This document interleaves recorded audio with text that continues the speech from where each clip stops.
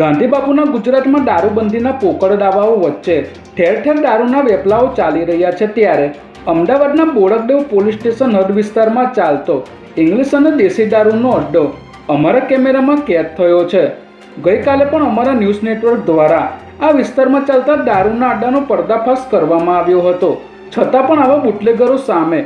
કાર્યવાહી કરવામાં પોલીસ આંખ આડા કાન કરી રહી છે ત્યારે ફરી એકવાર બોડકદેવ પોલીસ સ્ટેશન હદ વિસ્તારમાં ચાલતા દારૂના અડ્ડાનું અમારા ન્યૂઝ નેટવર્ક દ્વારા સ્ટિંગ ઓપરેશન કરવામાં આવ્યું હતું, જ્યાં ખુલ્લેઆમ કરવામાં આવતું દારૂનું વેચાણ અને અહીં દારૂની મહેફિલ માણતા દારૂડિયાઓ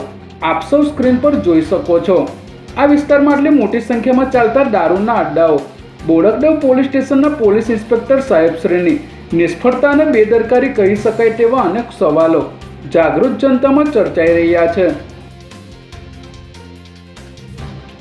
બોડકદેવ પોલીસ સ્ટેશન હદ વિસ્તારમાં આવેલ થલતેજ ગામના મેટ્રો સ્ટેશનની બાજુમાં ઓરાબેલા શોપિંગની સામે અમદાવાદ મ્યુનિસિપલ કોર્પોરેશન સંચાલિત સંજીવની સેનિટેશન ઓર્ગેનાઇઝેશન જાહેર શૌચાલય લાઇનની બાજુની ચાલીમાં થલતેજ ગામ ખાતે લોકોના મુખે જાણવા મળ્યા મુજબ સન્ની નામનો બુટલેગર ઇંગ્લિશ અને દેશી દારૂનો અડ્ડો ચલાવી રહ્યો છે। અમદાવાદના થલતેજ જેવા પોસ્ટ વિસ્તારમાં ચાલતા આવા દારૂના અડ્ડાઓને કારણે અહીંના સ્થાનિકો હેરાન પરેશાન થઈ ગયા હોવા છતાં અહીં આવી નશાયુક્ત પ્રવૃત્તિઓ બેરોકટોક ચાલી રહી છે ત્યારે જો અહીં લઠ્ઠાકાંડ જેવી પરિસ્થિતિ સર્જાશે તો તેની જવાબદારી કોણ લેશે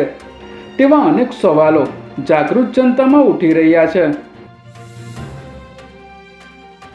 અમદાવાદ શહેરના પોસ્ટ ગણાતા થલતેજ સિલક જેવા વિસ્તારોમાં ચાલતા આવા દારૂના અડ્ડાઓને કારણે આ વિસ્તારમાં મારામારી, અકસ્માત તેમજ મહિલાઓની છેડતી જેવા ગુનાઓ પણ વધી શકે છે ત્યારે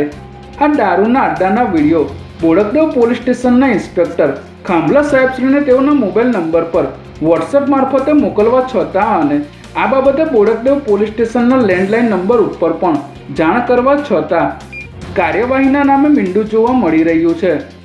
અમદાવાદ શહેરના બોડકદેવ પોલીસ સ્ટેશનની હદમાં ચાલતા અન્ય ઇંગ્લિશ અને દેશી દારૂના અડ્ડાઓનો ટૂંક સમયમાં અમારા ન્યૂઝ નેટવર્ક દ્વારા પર્દાફાશ કરવામાં આવશે।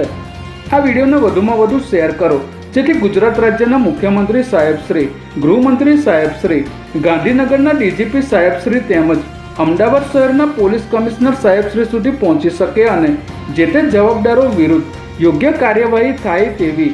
જાગૃત જનતામાં માંગ ઉઠી છે।